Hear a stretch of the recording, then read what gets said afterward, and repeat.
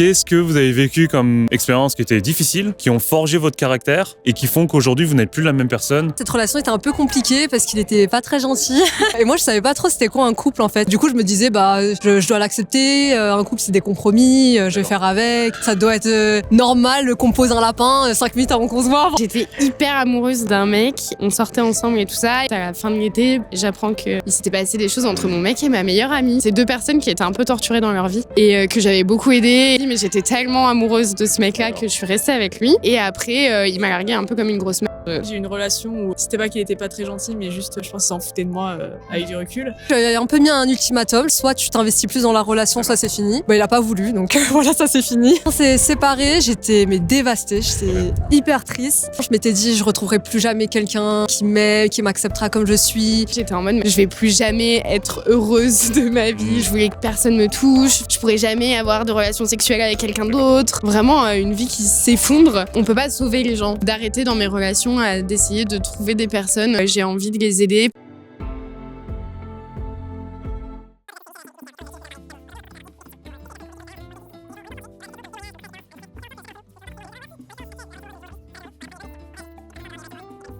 Merci à toutes les trois pour votre participation. C'est quoi vos prénoms? Anaël. Monica. Dalia. Moi c'est Michel, enchanté. Alors aujourd'hui j'ai envie de concentrer mon épisode sur les déceptions amoureuses. Qu'est-ce que vous avez vécu comme expérience qui était difficile, qui ont forgé votre caractère et qui font qu'aujourd'hui vous n'êtes plus la même personne et que voilà, l'objectif c'est à travers vos témoignages de permettre aux personnes qui vont regarder la vidéo, si jamais ça résonne actuellement en eux, soit de sortir d'une situation difficile, de prendre les bonnes décisions, ou soit peut-être qu'un jour s'ils sont confrontés à ce même genre de situation, qu'ils prennent les décisions appropriées quoi. Qui veut commencer? Moi, la première idée qui me vient en tête, c'est ma première grosse rupture. Ouais. Avec ma première vraie relation qui avait duré 1 an. C'était ton premier amour du coup? Ouais, vraiment mon premier vrai amour, ma première vraie relation. Et en fait, cette relation était un peu compliquée parce qu'il était pas très gentil. et moi, je savais pas trop c'était quoi un couple en fait. Donc du coup, je me disais, je dois l'accepter. Un couple, c'est des compromis. Je vais faire avec. Ça doit être normal qu'on pose un lapin 5 minutes avant qu'on se voit. Enfin, je sais pas, je me disais des excuses un peu. Et quand on s'est séparés, j'étais dévastée, j'étais hyper triste. Ça m'a... Désolé, c'est quoi pas trop... Enfin, tu disais qu'il était pas gentil. Du coup, le fait qu'il te pose un lapin, on va dire 5 minutes avant, c'était un élément... C'était plein de micro red flag, je saurais pas comment dire, mais un peu des trucs, on se disputait et il pouvait m'ignorer pendant des jours. Il a continué à parler pendant des mois avec son ex sans me le dire. Enfin voilà, des petits trucs pas très gentils quoi. Et donc, du coup, quand on s'est séparés, j'étais vraiment triste. Qui s'est séparé de qui? Moi j'avais un peu mis un ultimatum, je lui avais dit écoute soit tu t'investis plus dans la relation, soit c'est fini. Il a pas voulu, donc voilà, ça c'est fini. Du coup c'est toi qui as rompu suite à ton ultimatum. C'est ça. Okay. Mais bon, clairement c'est lui qui a achevé c'est lui qui a pris la décision de pas changer quoi. Ouais voilà, exactement. Et vraiment quand je suis ressortie de cette relation, je m'étais dit je retrouverai plus jamais quelqu'un qui m'aime, qui m'acceptera comme je suis. En fait, finalement, on était bien dans cette relation, on oubliait un peu les mauvais côtés. Et vraiment, c'était très très dur de m'en remettre parce que je pensais réellement à l'époque que je pouvais plus jamais rencontrer quelqu'un avec qui j'allais avoir autant de passion. D'accord. Et finalement, en fait, j'ai commencé à beaucoup plus me concentrer sur moi, à découvrir de nouvelles passions, à sortir avec mes amis ou même des gens que je connaissais de loin. Et là, je me suis rendu compte qu'en fait, la vie, même tout seul, elle est géniale. En fait, t'as pas du tout besoin pour être heureux de vivre une relation au contraire qui était très pesante. D'accord. Et je pense que surtout, ce qui m'a fait vraiment un électrochoc, c'est que finalement, j'ai rencontré quelqu'un avec qui c'était pas du tout du sérieux. Mais même là, c'était pas une relation sérieuse, c'était quelqu'un de très très gentil, qui vraiment prenait soin de moi, était hyper attentionné. Et c'est là que je me suis dit, en fait, il y a une vraie relation, t'es pas du tout obligé de faire des compromis, t'es pas du tout obligé de prendre sur toi quand t'es triste, en colère, et tu peux totalement être dans une relation saine où tu peux assumer tes sentiments et être totalement libre, quoi. Est-ce que avec le recul, c'est un truc qui me vient en tête, mais est-ce que t'es contente? Est-ce que t'es contente d'avoir vécu ça pour ensuite vivre, tu vois, le versant de l'autre côté, et justement de constater la différence qu'on peut vivre? une relation à la fois d'abord avec quelqu'un de pas très gentil et ensuite avec quelqu'un, même si comme tu l'as dit c'était pas quelque chose de sérieux, de voir qu'il y a des gens qui sont gentils. Ah bah honnêtement, je suis hyper reconnaissante. Ok. Ça m'a rendu moins naïve aussi, ça m'a rendu plus réaliste sur l'amour, sur ce que c'est que les relations, sur ce que moi je voulais et ce que je voulais pas. Et en fait, avec du recul, on n'était juste pas fait pour être ensemble, tout simplement. Et ça arrive quoi, de se tromper. Voilà, D'accord. tout simplement. Je regrette rien. Ok. Merci à toi pour ton témoignage. Merci. Vous voulez Une déception. La première. la plus douloureuse?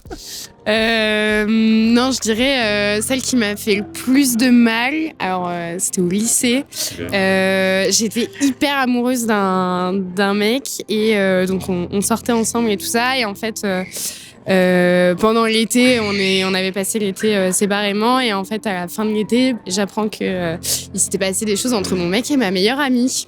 Et donc, Ça pour moi, j'entends ça de plus en plus souvent et pour moi ça reste assez. Mais comment? Ok. j'ai pas compris et du coup, c'est deux personnes qui étaient un peu torturées dans leur vie D'accord. et que j'avais beaucoup aidé et du coup j'ai pas du tout compris, mais j'étais tellement amoureuse de ce mec-là que je suis restée avec lui. Et après, il m'a larguée un peu comme une grosse merde deux mois après. Et j'étais genre complètement dévastée, un peu comme Monica. J'étais en mode, mais je vais plus jamais être heureuse de ma vie. Je vais plus jamais trouver quelqu'un avec qui, que je pourrais aimer. Je voulais que personne me touche. Je pourrais jamais avoir de relation sexuelle avec quelqu'un d'autre. Et donc, vraiment, une vie qui s'effondre. Et un malheur et un mal-être assez énorme. Et au final, on grandit et on se remet sur pattes de manière naturelle. Et puis, mais par contre, j'ai mis du temps à ce que je puisse en apprendre quelque chose. Et du coup, qu'en as-tu appris? Que les gens font quand même vraiment de la merde. Non. Parfois, oui. Et je pense que j'ai plus appris sur moi à me dire j'ai pas envie de devenir cette personne-là. D'accord. Plus que et peut-être aussi essayer de m'entourer de personnes qui après je suis ressortie avec un mec un peu toxique donc j'en ai pas appris tout de suite, mais aujourd'hui Justement, en fait, le fait que ta meilleure amie soit quelqu'un, pas forcément toxique, mais qui a l'air un peu perdu, je sais plus c'est quoi le terme que tu as employé, que torturé, ouais, le fait que ta meilleure amie soit torturée, que ton ex-copain du coup soit torturé et que du coup l'autre relation du coup elle était, si c'est toxique, c'est qu'il était un peu torturé aussi. C'est intéressant. ouais. Mais du coup aujourd'hui, je me dis où j'en ai appris sur moi on peut pas sauver les gens, d'arrêter dans mes relations d'essayer de trouver des personnes où j'ai envie de les aider parce que de leur montrer que la vie est belle et tout ça, et que en fait eux aussi sont censés, la vie est belle et on est censé juste s'apporter beaucoup de choses pour vivre de belles choses ensemble, et pas forcément que l'un s'investisse pour prouver à l'autre que D'accord.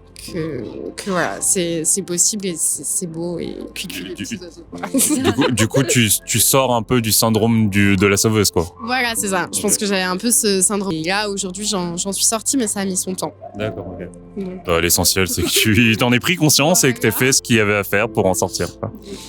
donc voilà. Ok. Et toi?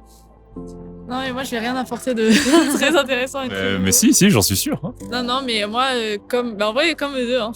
Okay. Mais pareil, du coup, je suis un peu timide là.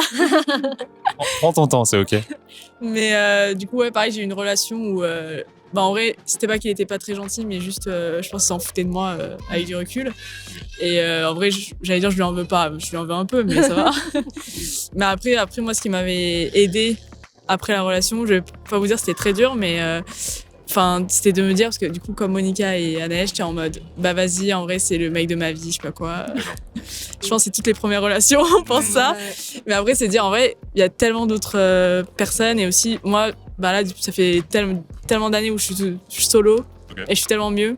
Donc, c'était juste de se dire, en fait, au final, cette personne, je peux en trouver plein d'autres.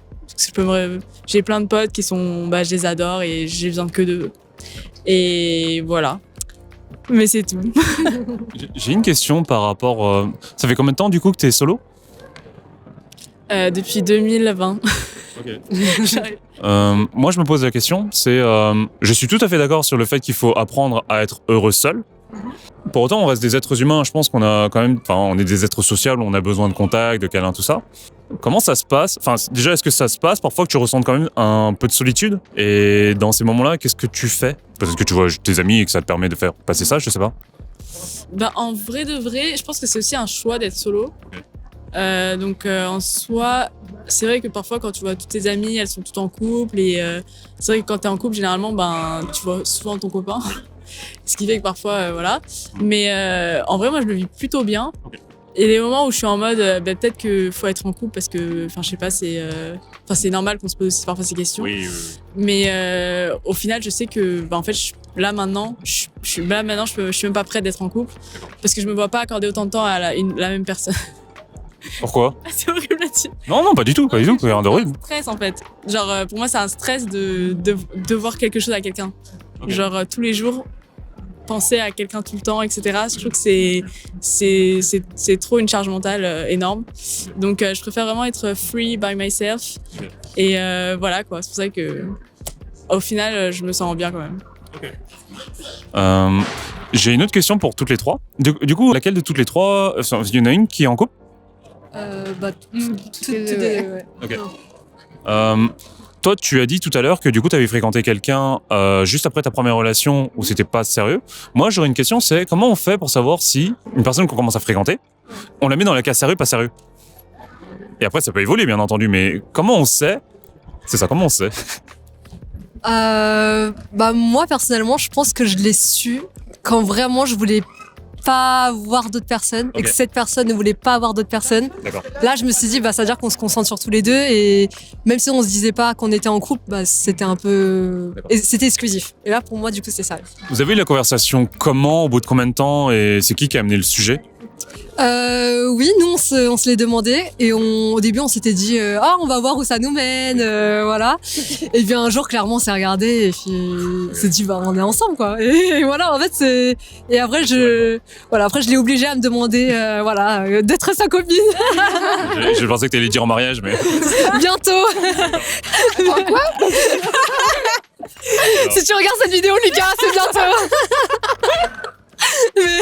mais quand même, pour la blague, je lui ai demandé, demande-moi d'être ta copine, mais en vrai, on le savait, quoi. Oui, mais c'est un moment rigolo à vivre et ok. Ouais, voilà. Et toi? Attends, je réfléchis à la question. C'est comment tu fais pour... Aujourd'hui, avec les sites de rencontres, on rencontre plein de gens. Enfin, je sais pas si vous avez fait des sites de rencontres ou si c'est dans d'autres types de rencontres, quoi.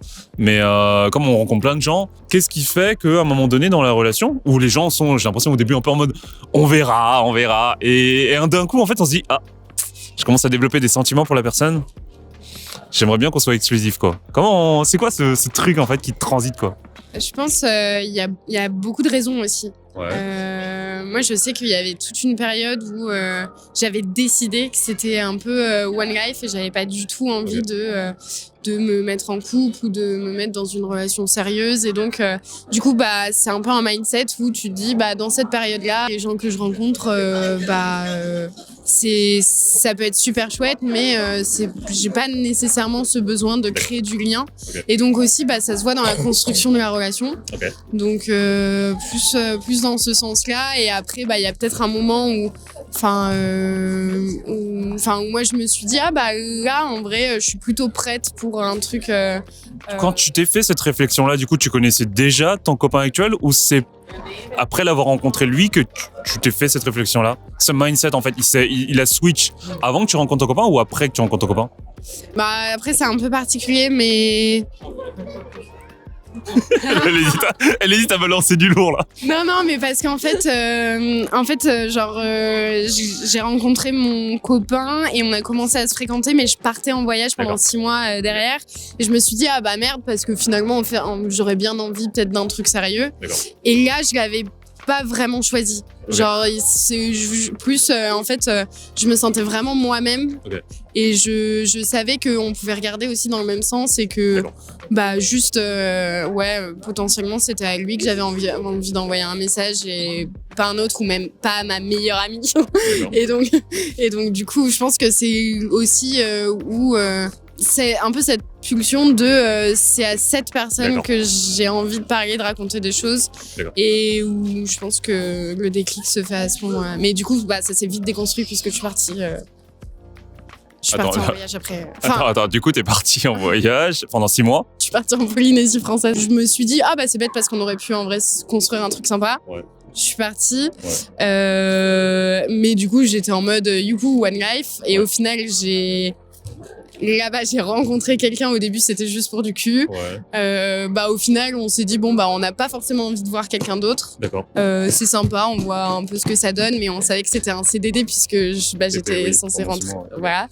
Et puis, en fait, quand je suis revenue, j'ai retrouvé. D'accord. J'ai retrouvé du coup le gars que je fréquentais avant et ça a pris son temps mais ouais Ok. c'est toujours ce feeling de je suis bien et en fait Ok. je trouve que ça se ressent de vraiment quand on est bien avec quelqu'un et qu'on peut voir dans la même direction et que on a envie de faire plein de choses avec cette personne D'accord.